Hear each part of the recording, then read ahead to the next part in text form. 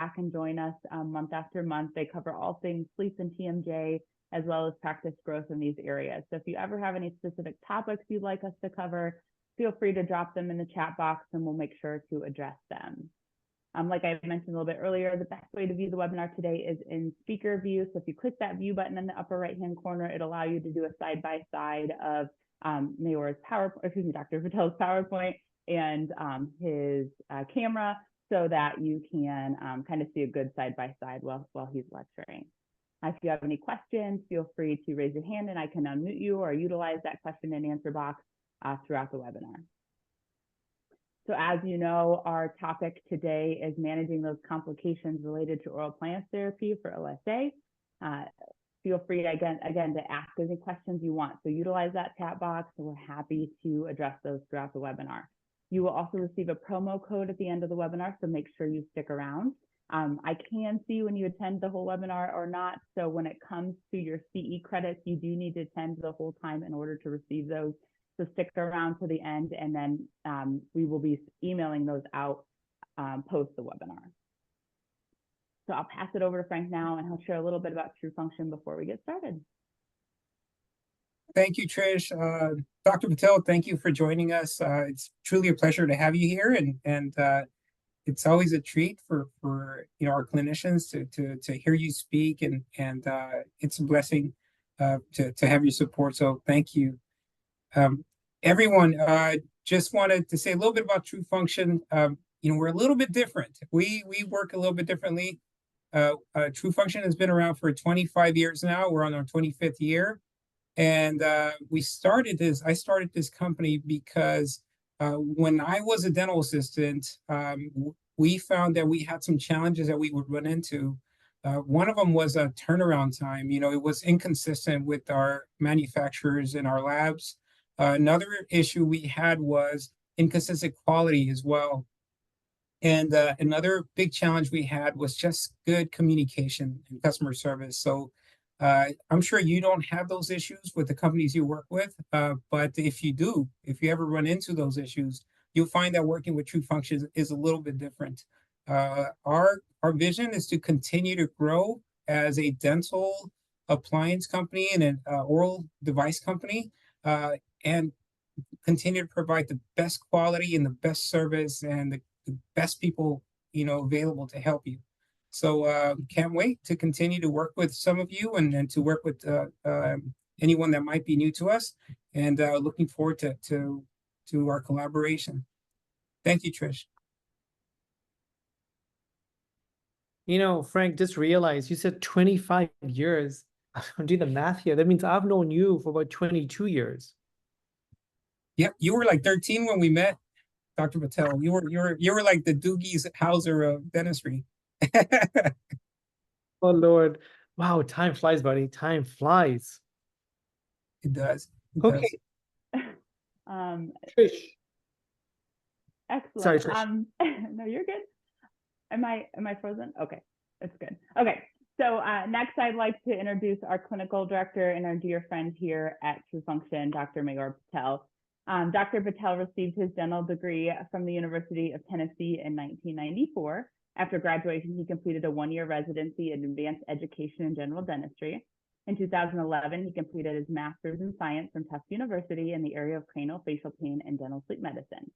Dr. Patel has earned a fellowship in the American Academy of Oral Facial Pain, the American Academy of Craniofacial Pain, the International College of Craniomandibular Orthopedics, the Academy of General Dentistry, and the Pierre Fauchard Academy.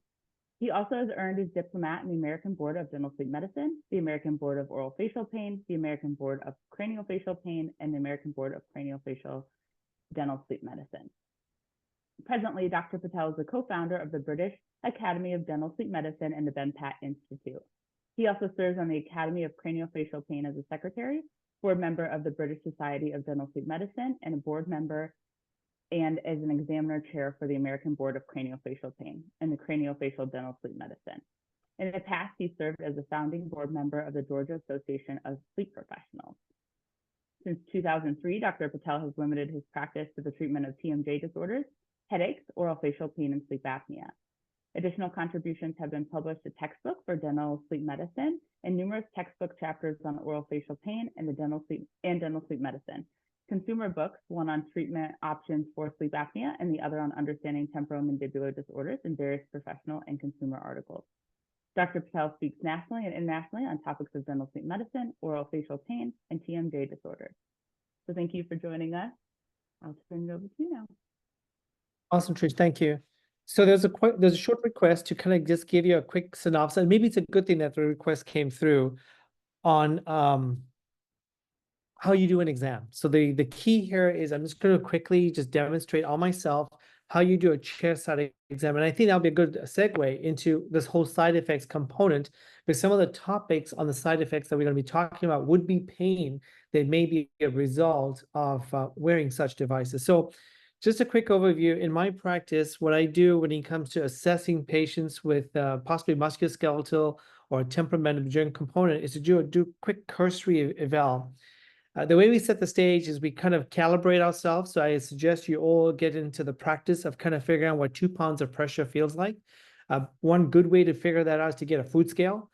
Press on a foot scale to see what it takes as far as pressing, and get the digits to move to 2 pounds to get a sense of how much pressure that takes. The reason for the calibration is you want to be consistent every day. You do not want to be heavy-handed one day, light on the other. You want to kind of be across the board as standard as possible.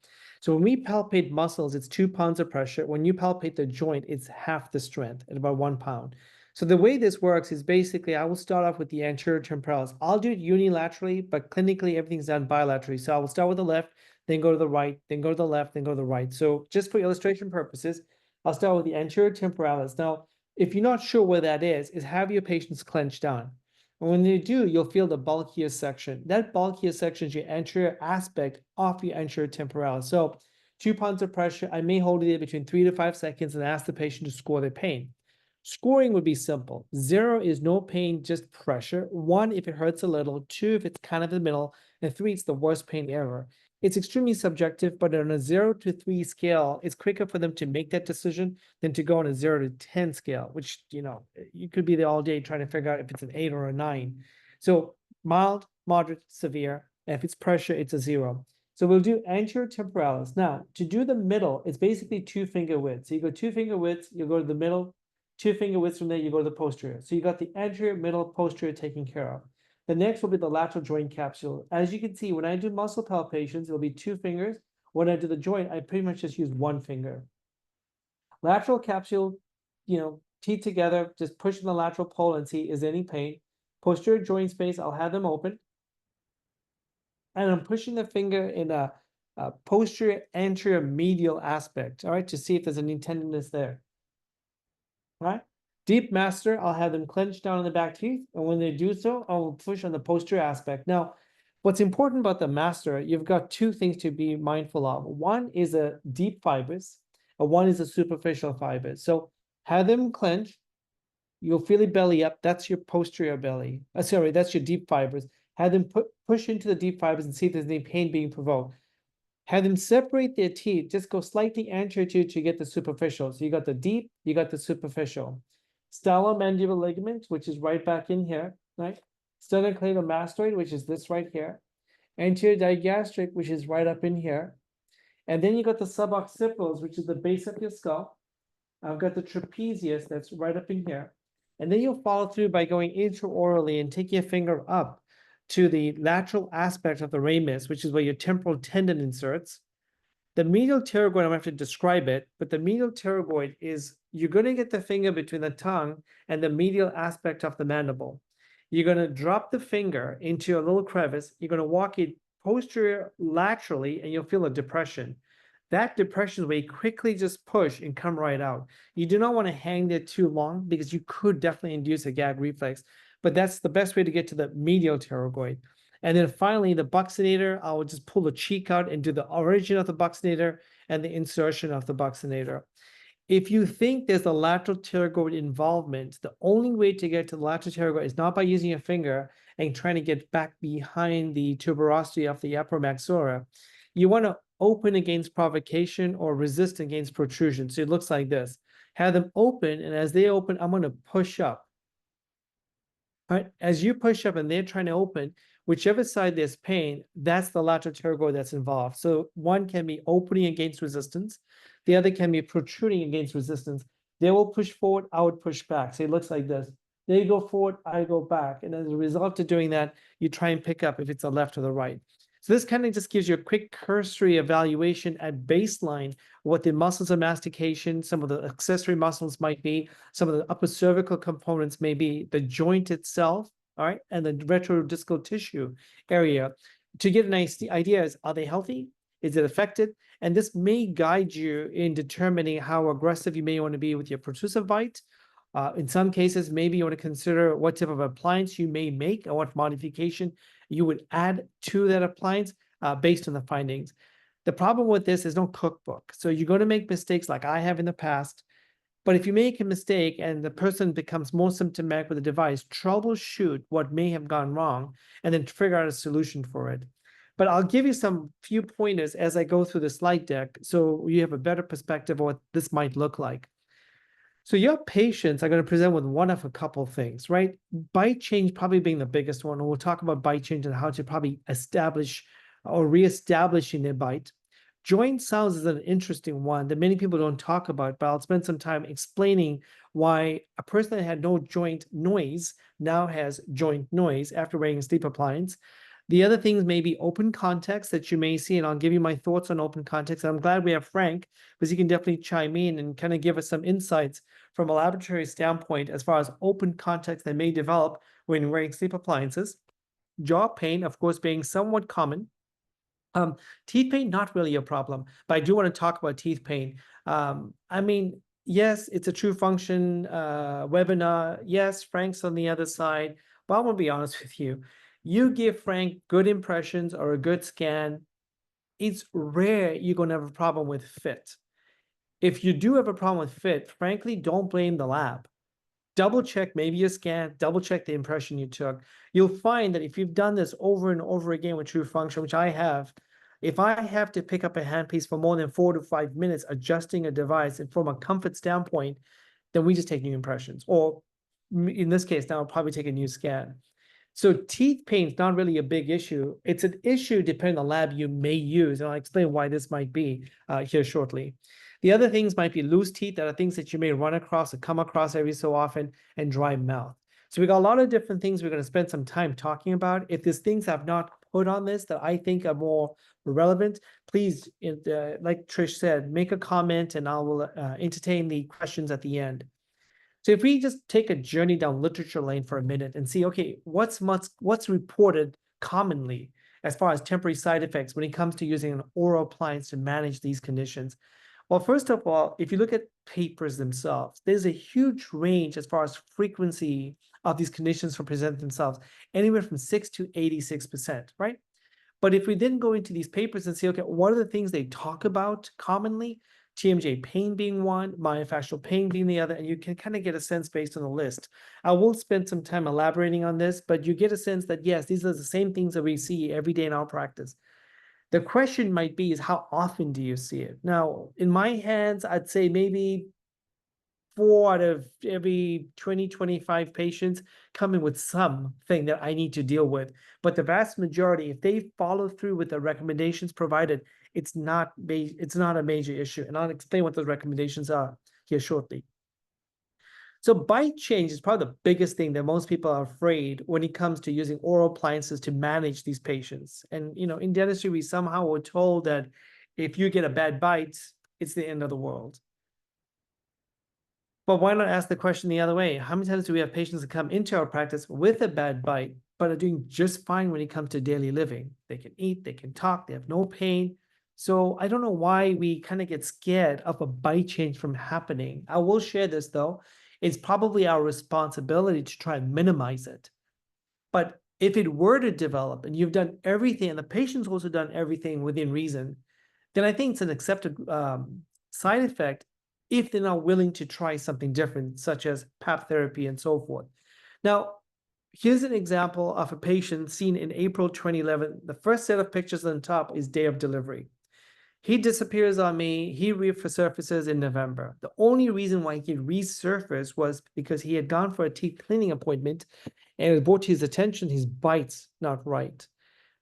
When he came in and I interviewed him, he's like, I can eat, I can talk, I sleep well, I don't have any problems, but my dentist is concerned that my back teeth don't touch. And now it became a problem, right? Prior it was not, which is fine.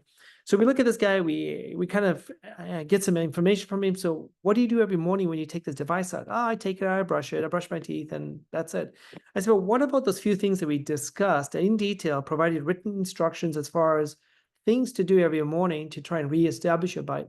Yeah, I did that in the beginning, but I didn't see any difference. So I just stopped doing it. And honestly, that is what they all say. I don't feel a difference. Now, I've put myself in a patient's position for a minute, and I'm like, okay, dentistry knows what occlusion is. Patients don't. So if they can't tell a difference from the standpoint if my bite's on or off, and they can function and they have no pain, as far as they're concerned, nothing is wrong. And in this guy's case, I mean, he had gone a good series of months, and as you can see. So what we did with him is say, all right, we're going to try and get your bite back. And what we established is, look, there's a couple things you need to do for me. The first, you're going to discontinue wearing the device, and I would like you to return to an alternate form of treatment. Well, he kind of like, he's not going to do it, but we need to document that we suggested and advised he goes to another form of treatment while we're trying to get his bite back. At the end of the day, you're dealing with a medical condition here, and that's apnea, right? I gave him some bite tips. I'll spend some time on it here in a minute. I said, I want you to use these bite tips on the hour. I want you to do just 3 times, 3 20-second contractions on the hour for the next few weeks. I'll bring you back in and recheck you and see what's going on. So we got a set of pictures on November 2011. He comes back December 2011, I think 3 or 4 weeks from November. And there's some change. I said, we're going to go on with this till I see you again in January. And you can see how he went from where he was to where he is in January 2012. Well, he wanted to go back to his oral appliance, but he's still fatigued. He's fatigued, but more importantly, his wife's complaining, right? He's snoring. So I said, all right, this is the best we can do then. We established a new position with an aligner, and I'll show you what this looks like, so that he has a point of reference to come back to this bite every morning by doing his bite tabs. So you can, in some instances, retrieve it, right? But not always do I get lucky. So if we look at this example here, all right, so after following him for a period of time and him being diligent, you can get a sense that March 2013, he was pretty good. April 2015, he's pretty good. So he's holding his bite. He's being stable as long as he complies. So he didn't regress back to normal, but nor did he get worse. And where I left him off at is where he stayed at. So you run into situations where you get these devices, there's a change that happens, but if you have some form of an index, as you can see here, and I'll talk about this in a minute, you can establish how much the bite's off. So they're given this morning positioner, a true functioning morning positioner. And the reason I give them this is when I give them the bite tab instructions to get their bite back, like I made a comment, they don't know if the occlusion's on or off. Yeah, they did the thing, they don't feel a difference, and they move on. But when I index their bite using this product, I allow them to put it in, and I want them to bite into it and make sure they fit the grooves. If they don't fit the grooves, their bite's off. So this lovely lady had a bite change. She had this morning positioner, but she never used it.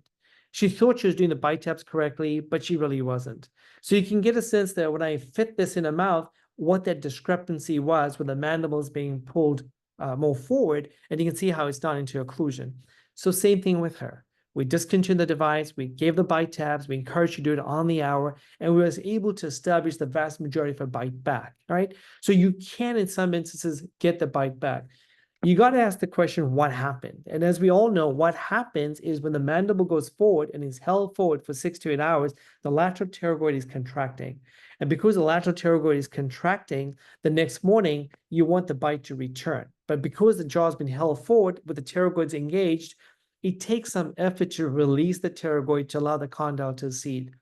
The school of thought of edema being in the joint is not true. It's not a matter of edema. It's a matter of shortening of the lateral pterygoid, which is why within about a minute of using bite tabs, the bite comes back, right? Or using some form of an aligner, the bite will come back because you just releasing the pterygoids, and it's not an issue.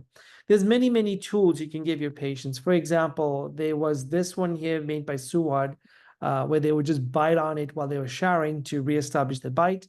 Airway management have their aligners, as you can see. And then I like the bite tabs personally. I've tried them all. I mean, it's a hit or miss. I just find that the last picture is a little bit more productive in my hands. And you can get these from True Function. They were not available. True Function has made the effort to actually manufacture them, so you can get them. And they come with nice instruction sheets, as you can see.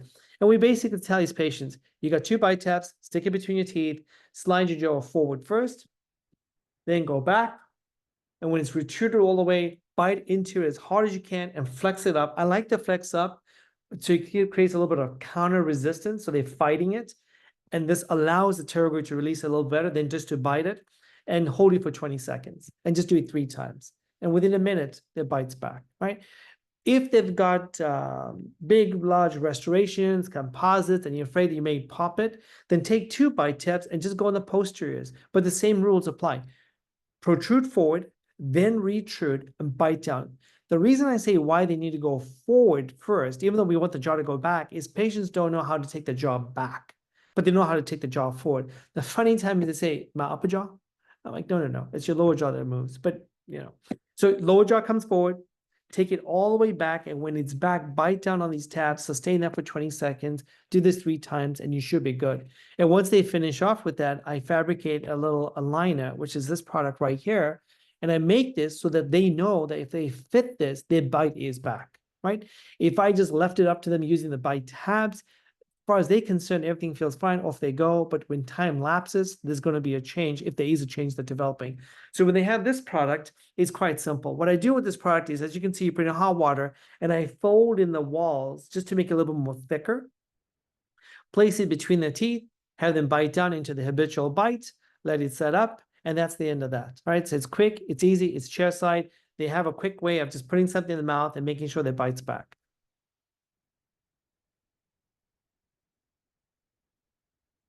Okay, so that's another product that one can utilize. But there again, if you give your patients more tools, they're less likely going to see bite change being a factor.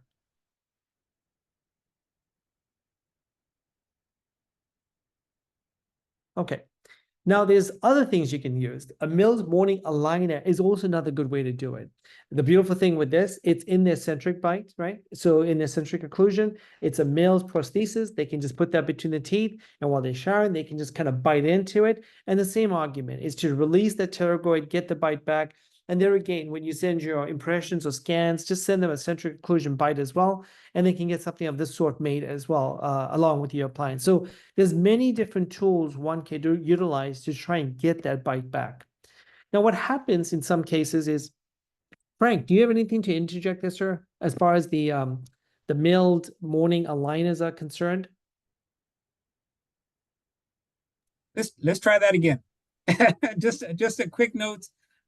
With regards to a centric occlusion bite, for those of you that do scans, if you're not able to send 2 scans of the bites, open and close, some systems allow it, others don't. If the patient has just a pretty straightforward bite, we can digitally hand articulate the models for you. The only reason I would ask for a CO bite absolutely is if the patient has some weird cross-bite situation. But some systems like the one you use, Dr. Patel, does allow the close and open bite, which is very helpful, of course. Yeah. I mean, yeah, no, I appreciate that. So that's good to know as far as what they need to send in. But yeah, I mean, this is not it's a great way to get in something that's versatile. They can place it in, they can shower while they're using it, if they shower in the mornings, that is. But this has to be done in the morning, not at the latter part of the day. When the device comes out, brush your teeth, do your morning exercises, you're done, leave the bathroom, kind of a thing. So just iterate that point to try and minimize a bite change from being a problem. Every now and then you're going to run into myalgia as a factor. So I just want to clarify what myalgia is. Now, as mentioned earlier, when you palpate your patients and you start off before you decide to proceed with the oral appliance, you're going to know if muscular pain is a factor on the table, right? And the way a patient will describe it is basically a dull, aching pain, more so affected in function, but not necessarily present at rest. Local tenderness, which means you should be able to reproduce that pain. Myalgia itself does not have something called trigger points. In other words, if I palpate, the pain stays confined to that muscle. So these are some of the characteristics associated with it. Patients may say, I feel like it's stiffness, I feel like it's tightness, I feel like my muscles, my body's weak. Fatigue is a very common word used when someone's describing myalgia. In some instances, you may have patients, because of muscular pain, they only open to a certain point, and they do not want to open beyond that point because it will cause pain, which makes total sense. So there's this concept called hard end field and soft end field. And what this allows you to do as a clinician is to determine, is it a muscle problem? Is it a joint problem? And in many cases, it could be both. But to differentiate muscle from joint, you take your fingers, place it in the mouth, they'll open to a certain range. Okay, you're going to pry their jaw open. Now, if you have more play, in other words, it looks like this,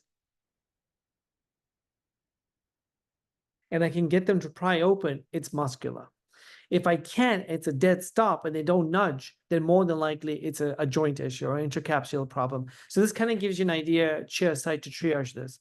So when may this come into play? Well, the few times that I've got burnt is I've worked these patients up, everything seems fine. I do know their parafunction, but I don't know how bad it is. I fabricate a device, off they go, and within a week, maybe two, they come in complaining, oh, I have some soreness here when I wake up in the morning, or I have a temporal headache when I wake up in the morning. So more than likely what's happening is with the device in the mouth, they're probably clenching up against it and they're just powering up. So they are recruiting muscles. As a result of recruiting muscles, they're fatiguing these muscles. And as a response to it, they're waking up the next morning having this dull myalgia-like pain. So in those instances, what you got is a couple of choices. One can be to add something called a discluding element, which is just like a little bumper on the front portion of the device that actually discludes the posterior, so the pads don't touch. There's a little gap behind in the posterior teeth. And more times than not, it takes care of it. Say you did that and they still have some form of myalgia. Typically, this myalgia that's due to probably appliance induced is very short-lived. So the mornings, besides doing the morning exercise, which I may ask them to delay, because if they already have muscular pain, why would I want them to bite on something that's going to cause more muscle pain? I would suggest they do some simple, basic moist heat stretches. Two ways to do it. They can take a moist compress, place it bilaterally where the discomfort is, and just open their mouth. Looks like this. Okay, they don't have to hyperextend. It's just a matter of opening the mouth. The key, though, is the moist heat. So what the moist heat is going to do is basically bring blood in the area. For you to have myalgia, there's probably an entrapment of some form of lactic acid and some of the byproducts associated with muscle function, which sensitize nerve endings. So when we put this moist heat, we try and get more blood in the area. By getting the blood in, we try and push away some of those irritants. And many times, that's all they need to do. 5, 6, 7, 8 times, they're good. If they shower in the mornings, then what they can do is take the device out, brush the teeth, go in the shower, warm up their face with hot water, and do the same simple stretches that we talked about. Just open. 5-second hold, 10 or 15 times, they done, come out, then do the bite tabs, and they should be good as gold. So there are times where you're going to take myalgia into consideration. Beyond that, I've not come across anything where it's gotten worse. On rare instances, I've run into this situation here where they wore an appliance and they come in with a toothache. Right? So you get the tooth looked at, can't find a reason for the tooth, but it turns out to be a myofascial pain. So myofascial pain is a little bit different from myalgia. It is still muscular pain, but it has a couple of distinct characteristics. One is if I push in the area of concern, it may not be immediate, but if I hang there for 5 to 10 seconds, they now have a pain pattern that gets referred elsewhere. It could go up to the temple, behind the eye, or in some cases go towards the teeth. So the ones that go to the teeth can mimic what looks like a toothache. And I've run into this on a few instances. But you got to ask the question, why did this happen? And more times than not, it's probably the fact that they're just clenching on the device aggressively, activating a trigger point as a response, now having a toothache. Your intuition would be to adjust the device because it's the tooth that's hurting.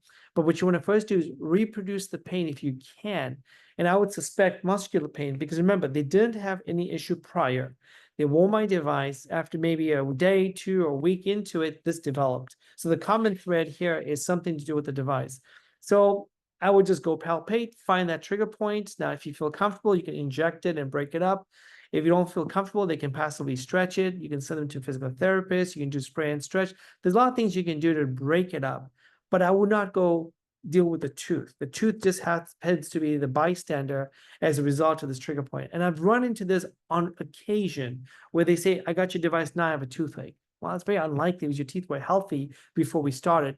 X-rays were reviewed. You had a teeth checkup and cleaning done. Very unlikely you're going to get a toothache because of this. Tooth soreness is a different story, and we'll talk about that here in a second. All right, so think about this as well. When it's the upper teeth that are sore, you're looking at the temporalis. When it's the upper and lower teeth, you start thinking of the masters, right? So the origin of the master for the uppers, the insertion typically will be the lowers. So just palpate these muscles, see if you can reproduce this pain. If you can, you've answered it. If you can't, then maybe fluke shot, it is a tooth problem. Then explore it. All right, joint pain. This will happen, and I do come across joint pain every so often. Now, with joint pain, what's interesting is when you palpate the joint, there's pain associated with it, and that's how you kind of come up with the diagnosis of capsulitis. However, there is a diagnosis called synovitis, but the two actually kind of go together. It's hard to differentiate synovial inflammation from capsule inflammation, so we just collectively call it capsulitis. Right? It's basically inflammation of the structure here. As the word described, it's an itis, which means it's an inflammatory process. This is a situation where possibly an anti-inflammatory would help.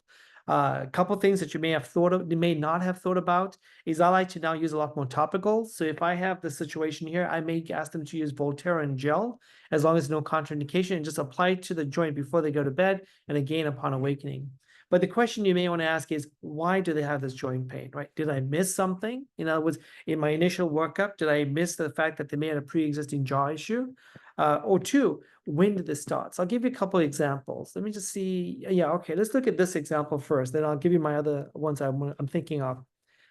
So here's a gentleman that comes in after wearing the device. He goes, I have pain on my right temporal mandible joint area. All right, so this is his habitual bite. We take a peek at it. Everything seems to be where it needs to be. And this is him with the oral appliance in there. Now you can see, I already put him in oral appliance with a discluding element because he has a notorious history of having musculoskeletal pain. What happened, as you can tell, his midlines are off. His pain's on the right side, so he advanced the left side more than he did the right. And as a response, the mandible's off to the right, distalizing the condyle on the right side, protruding it on the left side. Of course, you won't have pain on the left since it's coming away from retrodistal tissue. On the right, he's distalizing it.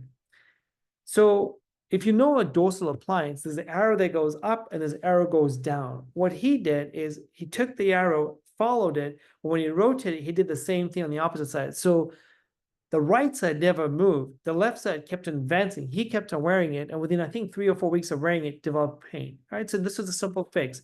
I corrected his midline by advancing his right side, or I could have retruded his left side. Whatever way you do it, bring the midlines back together. I followed him over a couple of weeks, and pain was gone. So in this case, he kind of overdid it, but more importantly, he didn't correctly do it. It's the history that will kind of give it away. So if they say, hey, listen, if they say, hey, I got the device and it was weeks into wearing it, I started developing pain, then I may question, did they maybe over titrate beyond the point of tolerance? Now you need to understand this, what I mean by this. Let's just make some assumptions here. I take a patient, I figure out what their range is, and I get a device made and I protrude them at, say, at 60%, right? So they're already at 60%. And they go home and they get busy turning this device. Well, they're at 60% and they keep on advancing this device. Could it be that they are beyond a certain point that now is just causing more strain? So if they tell me they were fine in the beginning, but as the weeks went on, the pain developed, then my next question is, were you advancing this device? And more times than not, you're going to get yes as the answer. So this to me tells me that they may have overdone it. So the key would be to work them back and tell them maybe advance at a slow rate. Or do you need to advance it is the other question. Are you having any symptoms that mitigated or was necessary for you to advance this device? And that's the other thing, is getting the history. Because a lot of times they just do it thinking the sleep's going to improve, but they're not snoring. Or they think maybe more is better, kind of an example. So you kind of got to dig into this. So that's one other time that you're going to run the risk of joint pain is when they over-titrated, right? The other could be if they didn't have that discluding element and they're biting down and you did not check the device upon delivery, and one side was hitting heavy than the other, then it's likely that itself could also cause some level of inflammation in the joint. So you go back to your basics, check if it's bilaterally balanced, if you have a device that has posterior contacts. Second, see if the midlines are on and off. Third is, when did this happen? Did it happen immediately when you received it, or did it happen as it progressed? If it happened immediately when they received it, then there's probably an internal joint issue that got missed. And what I would do is maybe pump the brakes, rewind, reassess what's going on with the joint for them to have pain, and then determine. Maybe if I start them up 60%, I may want to go slow. If they have a pre-existing joint-related issue, maybe I take them to 40% or 50%, right? So be mindful as far as when you decide on your protrusive bite, what health they in at baseline, which is why the exam up front is important and the history is important up front before you advance it. I'll give you the example of history in a minute. Teeth pain. Pain on awakening, not uncommon, right? Teeth sensitivity to biting, not uncommon, but it should not last more than 30 minutes initially. If it lasts more than 30 minutes, then you want to revisit the device itself. What I commonly find is when I have that discluding element in an aggressive clencher, they will wake up with discomfort on the anterior teeth, whether it be the upper or lower, typically more in the upper. Educate them, let them know it's not something that they'll be living with. It does get better with time. It's primarily due to probably stress induced or some form of induction. The other question you may ask is, all right, is it possible that maybe they're adequately titrated? And if you suspect that airway may be their rationale for maybe parafunctional behavior, maybe I need to advance them more so they don't parafunction more. We making assumptions, but you got to kind of think this through, right? So maybe I'll advance them and see, okay, does that help take the pressure off those front teeth? Now, other reasons for it can be, for example, if you were pouring up impressions and there was a wear on the stone, or you had a distorted impression, right? So if it's just a wear in the stone and you have one tooth, two teeth, if you adjust the area of concern, not a big deal. But if you had a distorted impression and you have multiple teeth that have teeth pain upon awakening or even upon seating, then just redo the impression, all right? Scanning, you don't see this too much. And I also will comment that scanning, when Frank does his digital blockout and whatever magic he does in the lab, you don't have that problem per se. I've had colleagues and friends that use other labs, not to bash labs specifically, and they complain is these digitally scanned devices are too tight, and things like this. So there's an art to this, even though it's digital, but your technician knows better when it comes to this. Other causes can be purely clenching, as I mentioned a second ago, or in some cases, maybe poor posterior support or no posterior support, right? So in some cases, like the tap appliance, they may have pain in the front, but as you know, with the tap device, there's no stop in the posterior.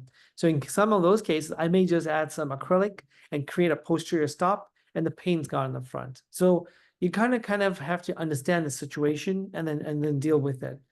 If you had just one or two isolated teeth and you want to adjust the device, then use the bull rule. So if it's an upper tooth that has some tooth discomfort, then adjust the buccal of the upper.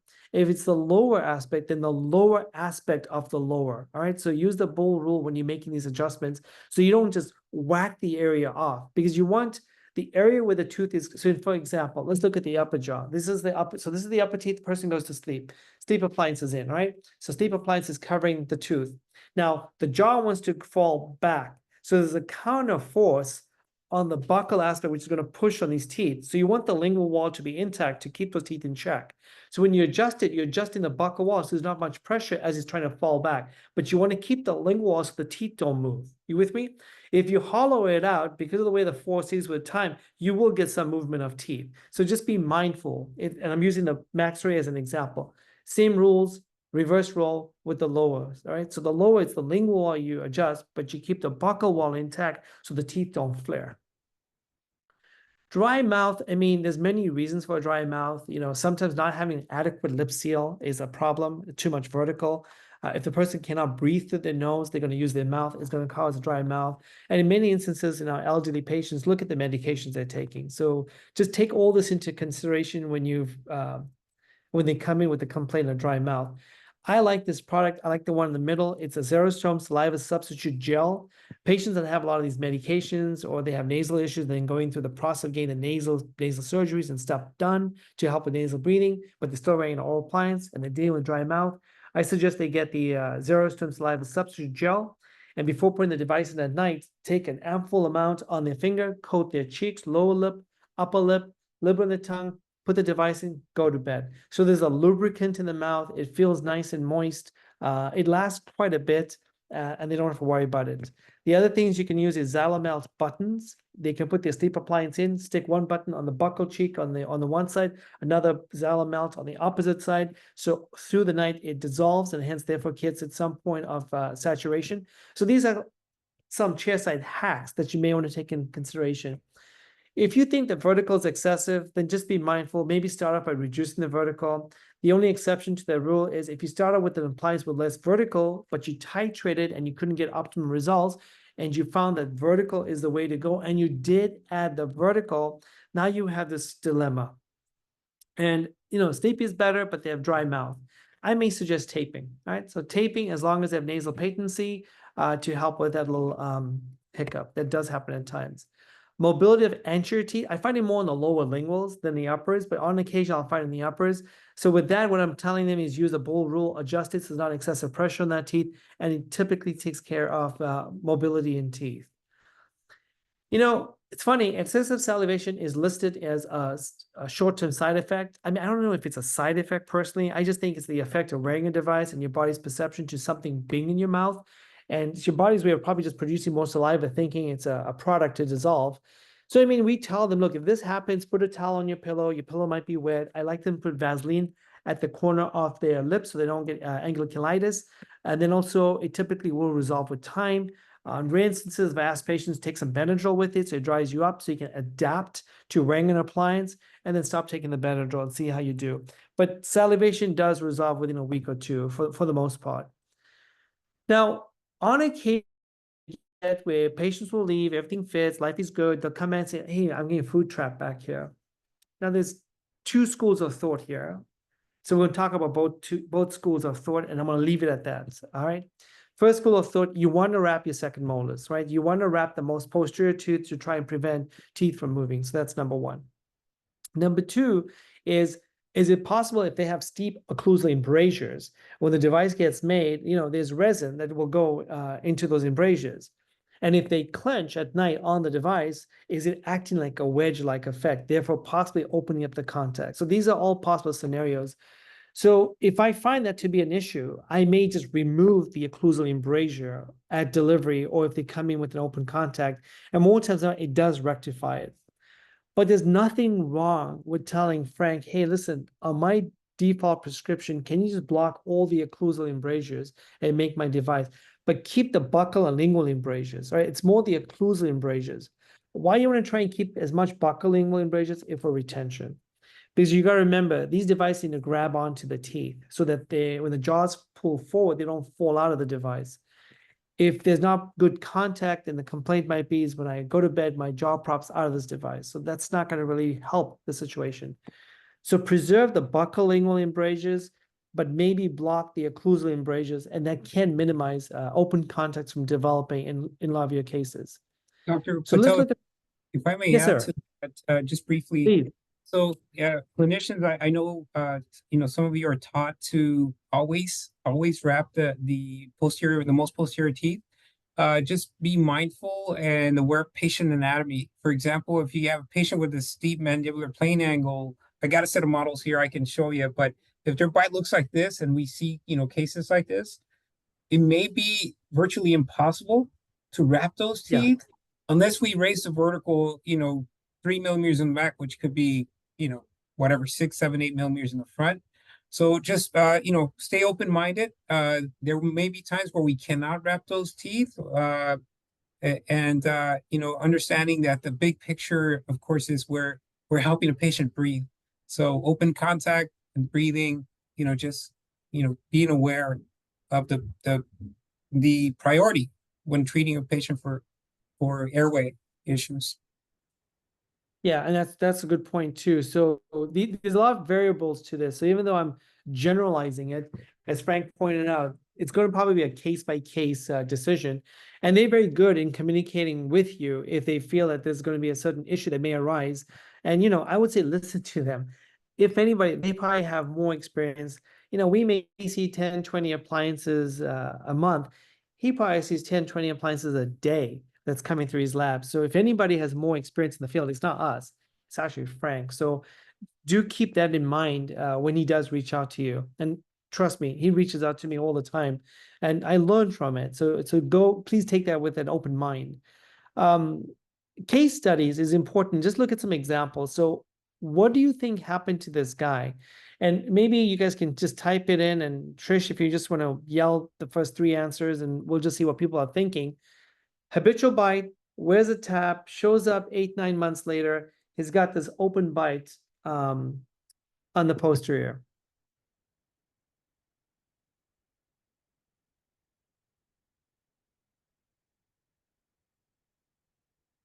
Any comments from anybody, Trish, yet?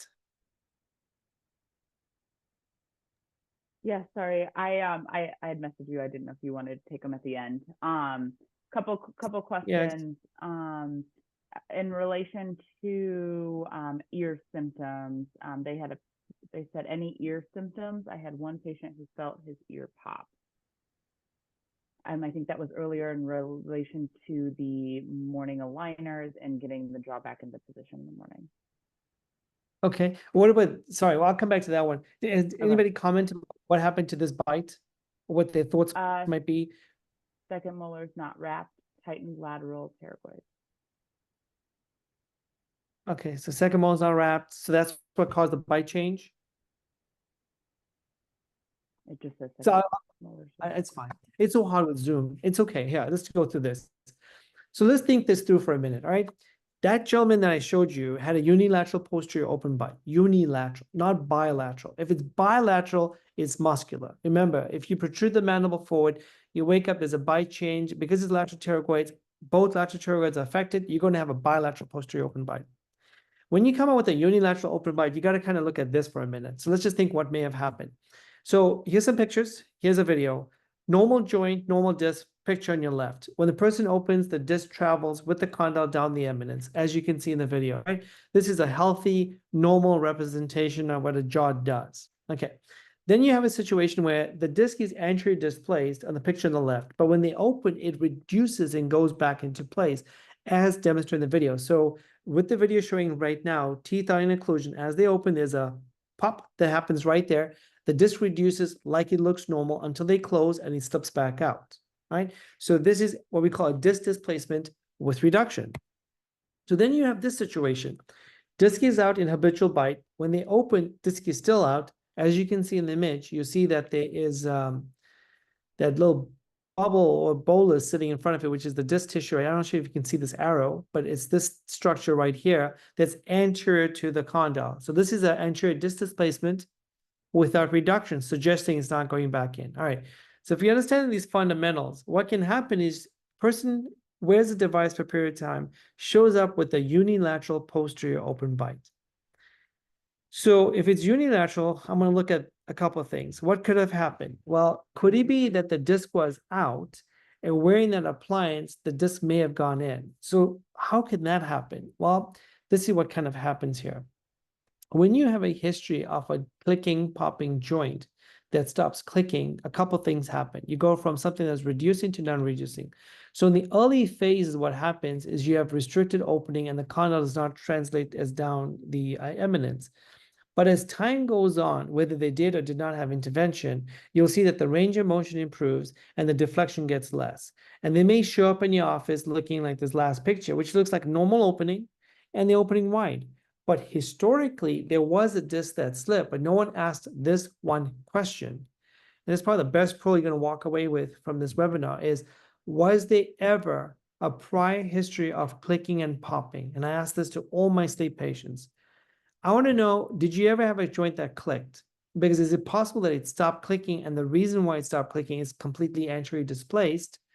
And as a response to it, because time has lapsed, you've just stretched that tissue out, right? So it looks like a normal opening. I don't see deflection like I would in the acute stages, like the picture on the far left.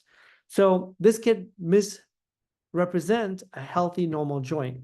And then when I stick them with the device, what happens? My jaw starts popping. It didn't pop before. Now it started popping when I got your device. So what may have happened is this. They had a disc that was out and they lived with it, had no idea it was out. But because they wore this device and the device opens up joint space, similar to what a splint does, it takes a condyle, brings it down because of the vertical, protrudes it forward, right? So you've got a gap that's opened up. This tissue now goes back into place. So now when they open, they click, okay, because it's now being reduced. But the other thing that can happen is what if it goes in place and stays in place? Now you have a non-reducing disc that's normalized, but because prior to that disc coming in, the teeth were all in occlusion, now that you put the disc in, you now have a unilateral posterior open bite. I hope that makes sense. But that's basically where unilateral posterior open bite will come from. Let's look at this example right here. This lovely lady was diagnosed with obstructive sleep apnea, moderate range, so between 50 and 30 events per hour. At the time, I was using this MAP-T device. She was self-adjusting it. 3 weeks later, she's like, man, I'm in pain.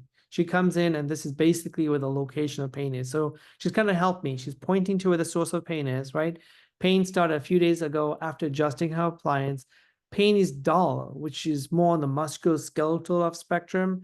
When you palpate it, I was able to reproduce that pain over the masseter. So bingo, it's a muscular pain. Pain lasts for a couple hours after awakening, and then it kind of goes away. So we're like, all right, let's just check everything like you would. And we put the device in the mouth, and look what happened. She's off. Her midlines are off. Okay, as a result of it, the balancing on the left is off. Whereas when you deliver, everything's balanced. But if something's shifting, it's going to hit differently. So when she's wearing this, she's picking up more force on the left, recruiting the left masseter, producing pain. So with her, we corrected the midlines, followed her back up. Everything was fine. All right, so you got to troubleshoot and just go back to basics. This is another example right here. Melissa comes in. She's a 4 bicuspid extraction. She's had a history of bruxing and clenching. She's got a right side late opening click. When you palpate the muscles, no tenderness, opens to 47 millimeters, lateral movements at 15. She protrudes 7. There's a little bit of a deviation to the right on opening. All right, so she deviates to the right, then goes to midline and opens. All right, fine. So she got a right side disc displacement that does reduce, right? So this is her PSG, basically moderate apnea. You can kind of get a sense that on her back, she's at a 31. However, on the side, she's 16. So, one other recommendation would be, besides wearing the oral appliance, is positional therapy, maybe to stay off your back. We put in this device because of the history of parafunction, the clenching, the grinding. I decided to put a little discluding element on this device, kind of go in with the big bang of, hey, if muscle function is going to be a variable with it, let me just build this in. It's easier to have it than to add it, but you can still add it. And this was a SUAD device, which has to have elastics because it's a Herbst type device. So now what happens is in May 2010, this is a baseline.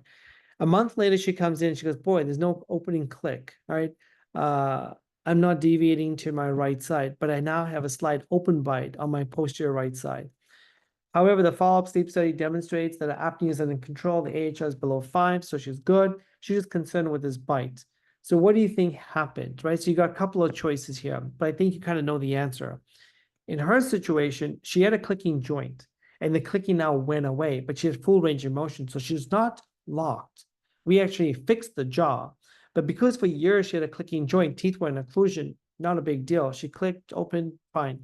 But now that the disc went in and it stayed in, there's no more clicking, but because it's occupying space, the teeth on that side will not touch, right? So the other pearl, if you ever have a patient that says, I do have a clicking joint, or yeah, I did have a history of a clicking popping joint, then what I do is I have a strong conversation with them and I explain to them what a clicking popping joint is first. And I explain to them, if they wear this device, there's a possibility of a couple of scenarios. One, if you had a history of clicking popping and you don't click presently, clicking may come back. Are you okay with that? Is that an acceptable risk for you? Two, if you had a history of a clicking joint and you wear this device, the disc may go back in and your teeth on one side may not touch at some point down the road. Are you okay with that? I would document it. I'll make sure they signed it so we have a good informed consent. The other example would be if I have a clicking joint, I say, all right, well, a couple of things can happen. The disc can go back in and will stay in, and your bite may change. Is that acceptable risk? Yes. Now, the one I haven't mentioned yet is this can happen. They have a clicking joint, you put the device in, and now they lock. So what was going in place now does not go in place, but now what has happened is the disc has now anteriorly slipped, and now they close lock, and that can happen. All right, so just be mindful. You just got to plant the seeds, let them be aware of risks and benefits with the situation they may have, so you can cover yourself. You can still treat those patients. It does not happen that often, but if you do enough of this over time, it's going to happen. So as long as you plant the seed and then figure out how to unlock them, it's fine. All right, there's a paper you guys can download. It's called Management of Side Effects. It's a free PDF that's available from the JDSM website that talks about different conditions and scenarios and situations that you may have due to oral appliance therapy. And this is the American Academy of Adult Sleep Medicine's recommendation for these. You'll see some of them will see wait and watch, wait and watch. I don't like to wait and watch. I'm very impatient, so I just do something with it, all right? But this is a good paper to have. It's about, I think, 12, 13, 14 pages. So look through it, have it as a backup if you're not sure what to do in these situations, so you have the resources. If you wanted to take questions, I can take it now, Trish, or we can do it after the next 3 slides, whatever you want me to do. Excellent. Let's get through the next 3 slides and then we'll take questions at the end. So as you can see here on the screen, our milled dorsal is 30% off if ordered through the end of the month. Oh, it might help if I turn my camera on. Hello. Okay, so the milled dorsal is 30% off through the end of the month. So if you get those orders in by then, feel free to take advantage of the discount on your next sleep appliance. If we can support you at all with any of your lab needs, feel free to keep us updated. If you're not a current client, we're happy to help you and get you set up.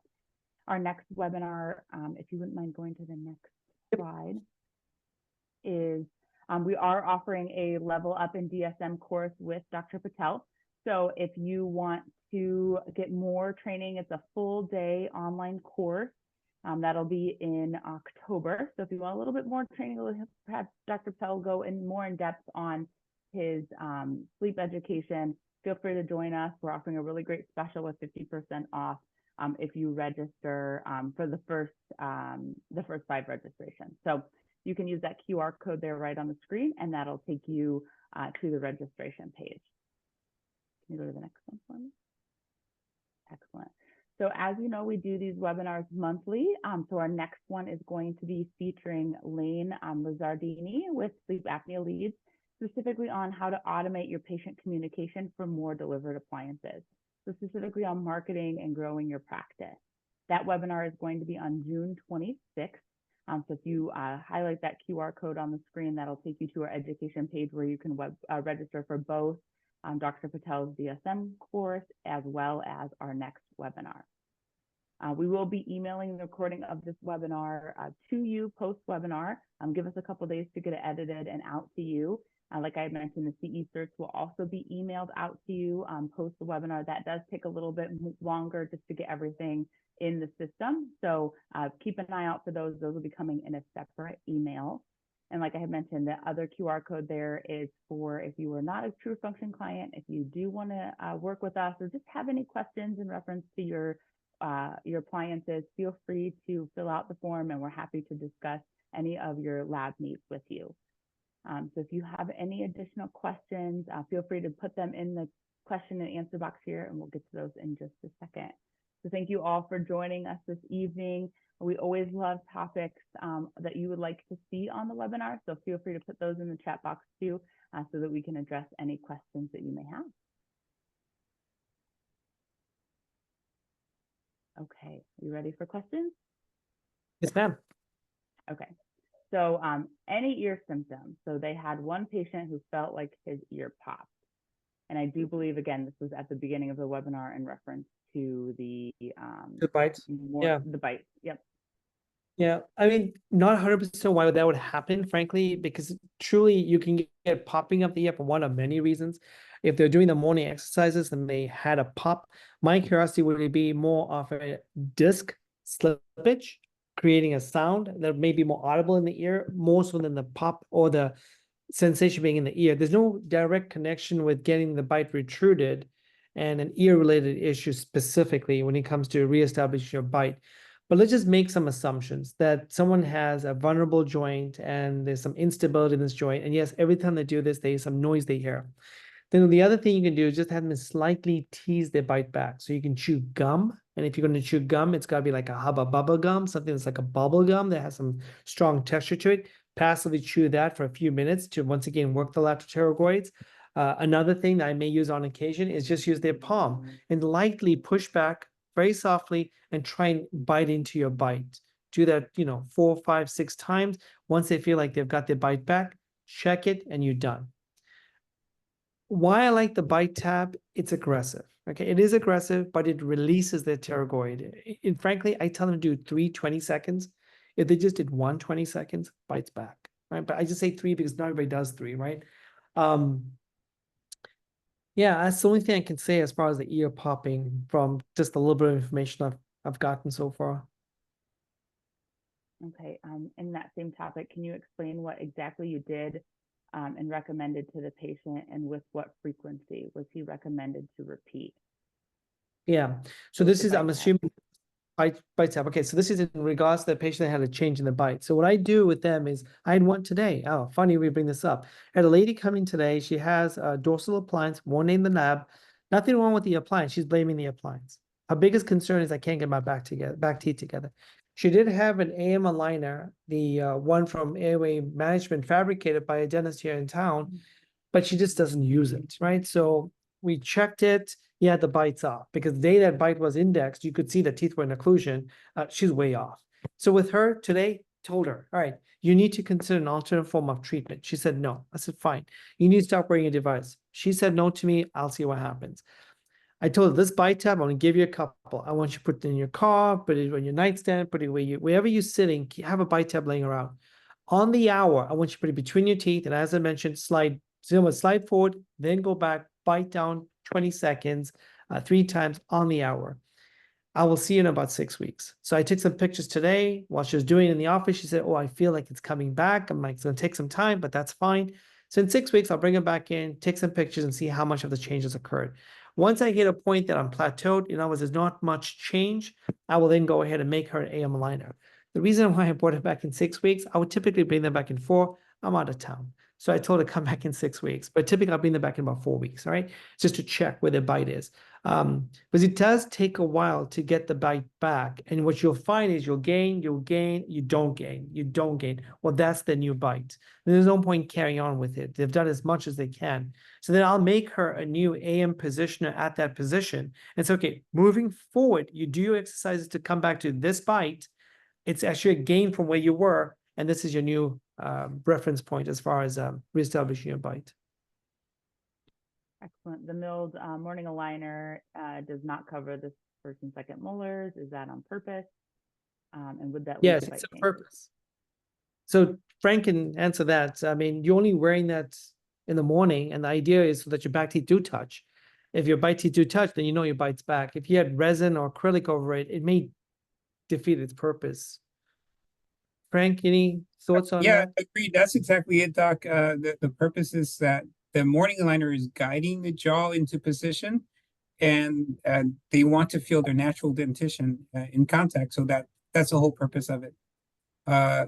If a clinician has a specific design request, we can definitely discuss it. Happy to, but that's the purpose of that specific design. Okay. How long should the aligners be used in the morning? The morning aligners?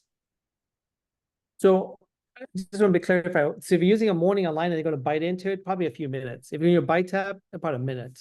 So it just depends what method you're. If you're going to use the morning milled, once again, I tell them just wear that when they're in the shower. And when they get out of the shower, they should be done with it. With all herpes appliances, do you have the patients use the elastics? I do. I prefer the elastics for one reason only. So if you look at the way the herpes rods are, even though it's somewhat linear, when they protrude forward, there's a tendency of the jawline to prop open. So it's not a bad edge, but elastics just to keep them approximated. So yes, I do recommend elastics. I have had patients not wear elastics and I've gotten just as much favorable results, but I do prefer elastics for the herpes. Perfect. Do you use an appliance made from nylon? Yeah, I mean, I use Frank. We use, what is it? Acetal, right? So we use acetal, Yes, we which do. is Yeah, acetal is similar properties to nylon. It's a lot smoother, so it doesn't attract as much bacteria on the surface. But it's very similar physical properties to nylon. And of course, Panthera, is made from nylon. So that's one product that we offer. And then do you endorse breathing reduction as supplement to successful results with oral appliance therapy? breathing reduction. Mhm. I don't know what that is. Sorry, if they want to chime in what that might be. Dr. Marks, if you want to, I'll unmute you. And in the meantime, when the patient presents with unilateral open bite, would you typically get imaging on the disc, or are there any tests clinically to confirm you may have recaptured the disc? Yeah, that's a good question. So honestly, you could get an MRI, but say you get an MRI, it's going to probably tell you the same thing. You're still back to where you started, but if you wanted to confirm, that's the only way to confirm it. There's no other way. I'd just say the history will give the answer, right? So was there ever a history of clicking and popping? Yes, no. Did this lead to a bite change? Or I would probably go more with the history. But in all certainty, you could get an MRI. It's just expensive to use an MRI to kind of confirm your clinical suspicion, which is very rare to get a unilateral posterior open bite when you're protruding something forward. Something has to change in the joint. All right. So keep that in mind. If we're being devil's advocate for a minute, I'm thinking now the other time you may get a posterior unilateral open bite is when the contralateral joint is breaking down due to arthritis. Okay, once again, you can get CBCT imaging and look at the contralateral joint and see whether it's healthy. Because if the contralateral joint breaks down, you will get a unilateral open bite on the contralateral side. So yes, that could be part of your differential diagnosis. With one side open bite after the oral appliance use, do you treat it with Invisalign? No, if it's a concern, they can. I just say, look, you can live with it. Most people can live with it as long as they're educated about it. If they're going to use Invisalign, then they're going to have to stop oral appliance therapy, maybe consider an alternate form of therapy, then return back to it. So, I mean, it's up to the patient at that point, but the ones I've had developed, they've just lived with it. The question was breathing re-education. So let me repeat the question. Yeah, Do you no, it's okay. endorse breathing re-education as supplement to successful results with oral appliance therapy? You know, Dr. Marks, you're going to have to tell me what this is, my friend. This is something that you've stumped me with. I don't know what that is. I think you have the ability to chat if you like to chat about it. Okay, well, he's figuring out how to unmute himself. You're allowed to talk, Dr. Mark, so if you get a chance to unmute yourself, chime in. But do you manage, oh, there he is, perfect. Yeah, so breathing re-education is the phenotypes of sleep apnea that are not anatomic, such as loop gain, partial critical closing pressure. We talked about all these things. We never really gave them labels. And Patrick McGowan and his philosophy of teaching patients to breathe better can also help with, the oral appliances. I wanted to know, I never heard you talk about that, but I'm sure you know about it. So the thing with that is, you talk about all the things that leads up to going to bed, right? So all the breathing we do is when we're conscious. The problem is when we fall asleep, it does not translate to what happens when we have these events from taking place. There's been some literature talking about like meditation and so forth. That does help with the parasympathetic, sympathetic. I'm all for it. The 4-7-8 breathing methods. I do that personally before I go to bed at night. But once lights out, you're in a different phase of physiology at that point in time. I don't know if there's any papers, which I've never explored, that maybe they either carry through and I need to be re-educated on that, but that might be something I'll explore. Great. Let's talk about that again. Thank you. Yeah, no, like to. Good seeing you. Thank you both for everything. And Frank, thank you for all your efforts at helping us be successful with our appliances. Excellent. Thanks, Dr. Mark. Thank you, Have a Doctor. good evening. Thank you. Okay, do you manage disk recapture bite side effects while the patient remains wearing the sleep appliance? And if so, how, or do you have them discontinue the appliance for some time? So do I manage disk recapture bite side effects, right? So if I recapture the disk, let's just make that assumption that I'm gonna get a bite change that's gonna happen. If I get this bite change, we knew going in that this may happen. Now, there's been maybe two for sure. The third guy, I'm not sure if he's doing it or not, where the bite change was significant so that his only chief complaint was, I can't eat meat. So for them, we had a lower device made that basically fills in the gap, and he snaps that onto his lower teeth when he's eating foods that require strength of mastication. In other words, hard breads and or meat, and that resolved it. So you're managing it in a way, I suppose, but there's really not much to do once you've recaptured it, unless it's a concern to the patient. Last question. And I would not discontinue it. I mean, if they're wearing a device for therapy, because that change happens, I'm not going to stop them from wearing it unless there's a reason we need to stop them. All right, excellent. Last question is patient reports tinnitus after delivery. Any advice? Yeah. Yeah, tinnitus is an interesting one. You get that on occasion. Now you got to ask the question, why is there tinnitus? So there's one of many reasons why tinnitus can happen, right? So the one area that I would check if they have tinnitus is the deep fibers of the master muscle. The second actually is the medial pterygoid, but the medial pterygoid not only will give you tinnitus, it can also give you the feeling of fullness in the ear. The third may be SCMs, which is also notorious for tinnitus, and the fourth may be traps. Even though there's no direct correlation, these will be the areas I check. So let's just make the argument that we think it's master muscle that's causing tinnitus. They walk in, they go, I have ring in the ears. I didn't have it before I had the appliance. Fine. I'll spray them with spray and stretch and see chest side, am I able to reduce it? If I'm able to reduce it, straight to physical therapy. I may not change the device. I may change the device from the standpoint that if it's a device where both posterior pads were touching, I may add a discloning element. But I also may do one more thing. I may ask them to stop wearing the device for just a few days, see does it resolve the tinnitus, to see if there's a direct correlation with the device itself. In a few instances, I've had them say it's lessened, but didn't go away once it started, and a few that, yeah, it did resolve. And in this one particular case, we had them add a discluding element, and the tinnitus was not an issue. So when the posterior pads were touching, ringing was a problem, added discluding element, went away. I've had two that tinnitus did begin, and we were not able to resolve it. But you know what? You also have to remember, tinnitus is multifactorial. Could it be coincidental that when they got the appliance, it happened? Or could it be that the stage was set and at some point it was going to happen and it aligned with the fact that an oral appliance was worn? I mean, the two that I'm making reference to, they've tried everything. We've done muscle relaxants. We've done discontinuation of the device. We've changed the device. We've done PT. But they've come to terms with it and they're just wearing the device because quality of sleep has improved.